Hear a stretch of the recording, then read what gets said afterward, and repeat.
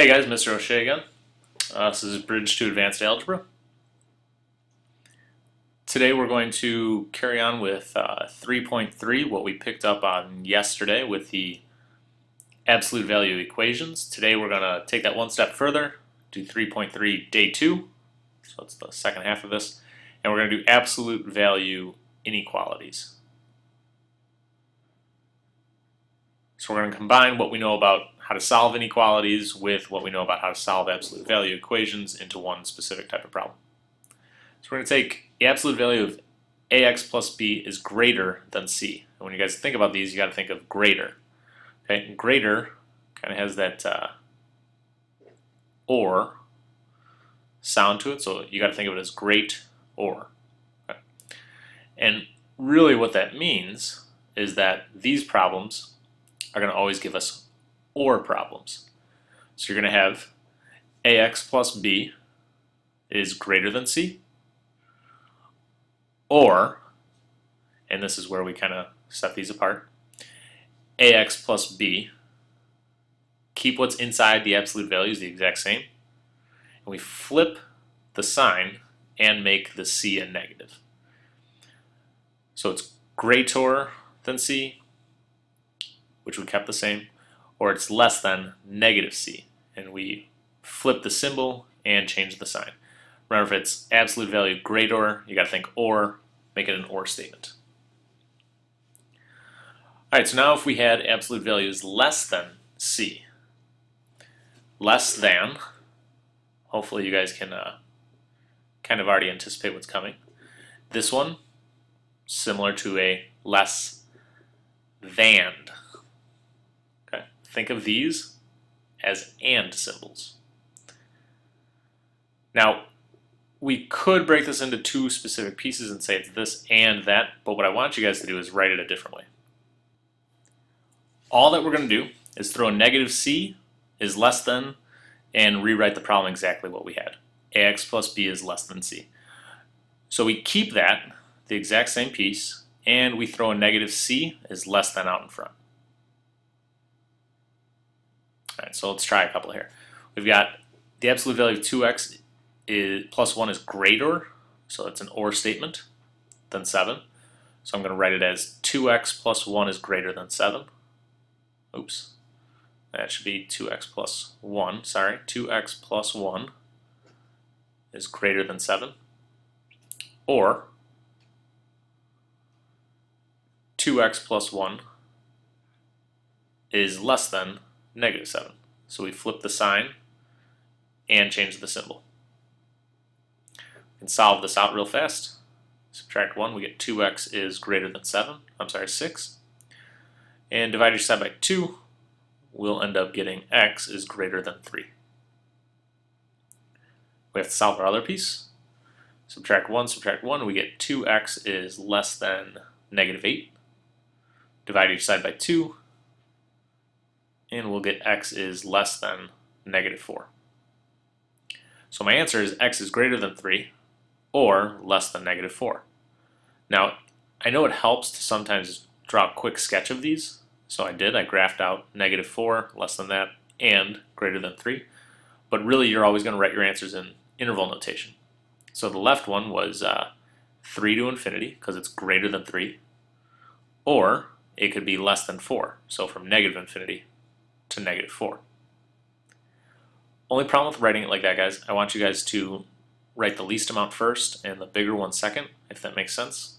I think that if you kind of think of it in terms of how we actually would graph that, we would do negative infinity to negative 4 or 3 to infinity. So really all that means is put the bigger amount to the right, put the smaller amount to the left.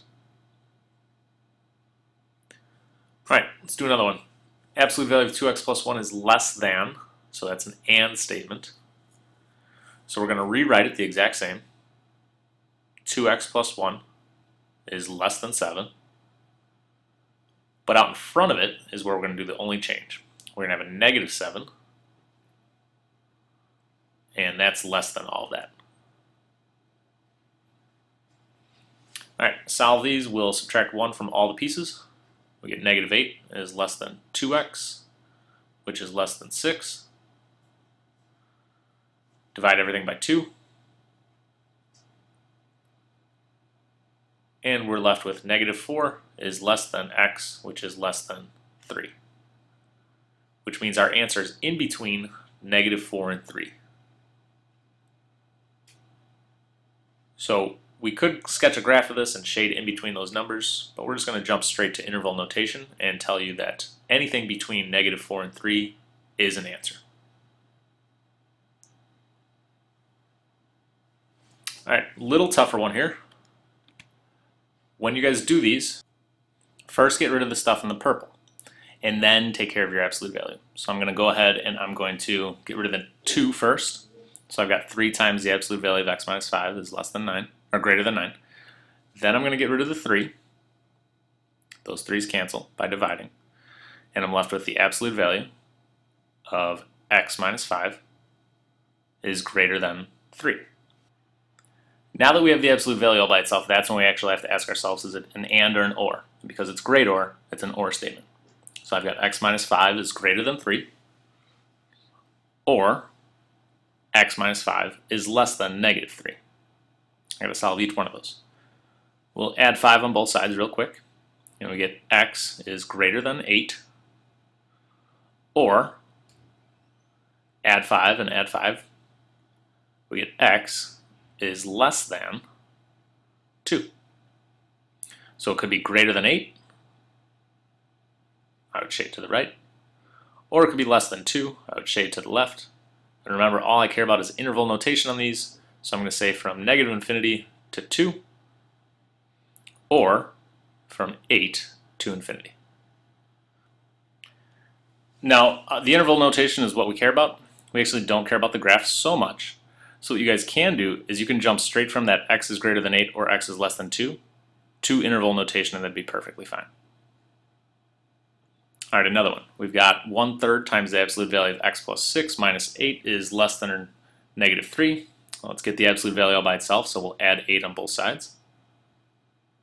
We get 1/3 times the absolute value of x plus 6 is less than 5. We're going to get rid of that 1/3, so we'll multiply the whole left side by 3 and multiply the right side by 3. And doing so is going to eliminate those 3's, and I'm left with the absolute value of x plus 6 is less than 15. Now that I have the absolute value all by itself, we can determine if it's an and or an or. It's less than, so it's an and.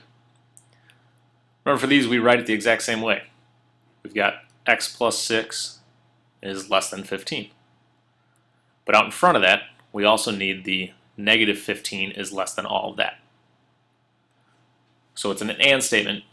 Rewrite it, but then put the negative version out in front.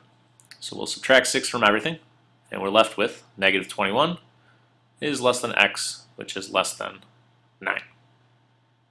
So our answers are in between negative 21 and 9. Anything between those answers will make this a true statement.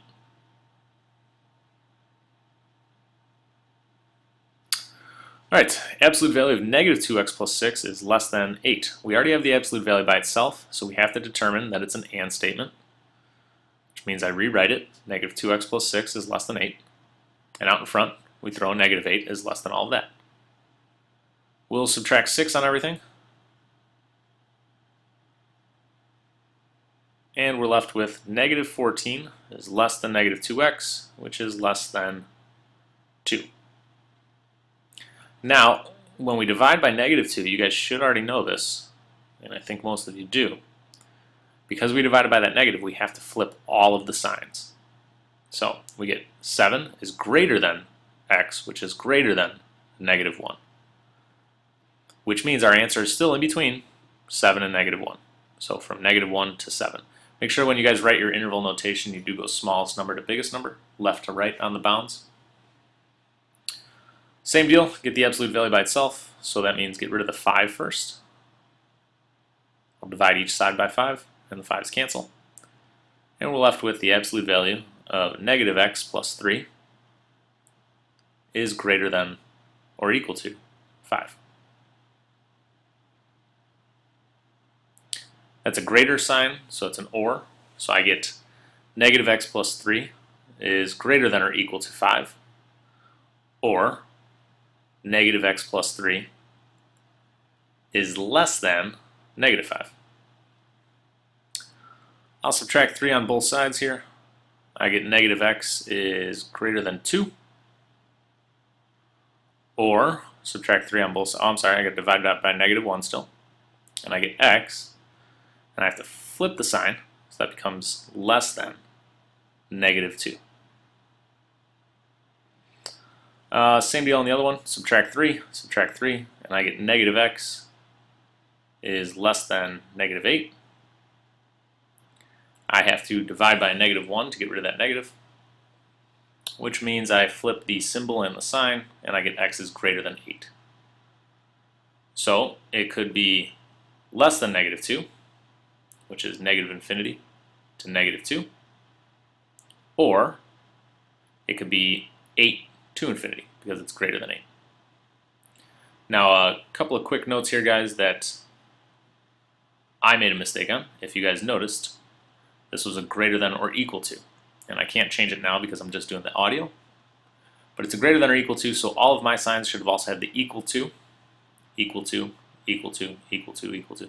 Somehow I forgot it when I rewrote the problem, which means this would be x is less than or equal to negative 2, so the negative 2 should have a bracket, and it's x is greater than or equal to 8, so the 8 should also have a bracket, parentheses around your infinities. Alright, I will see you guys tomorrow. Any questions, please bring them to class.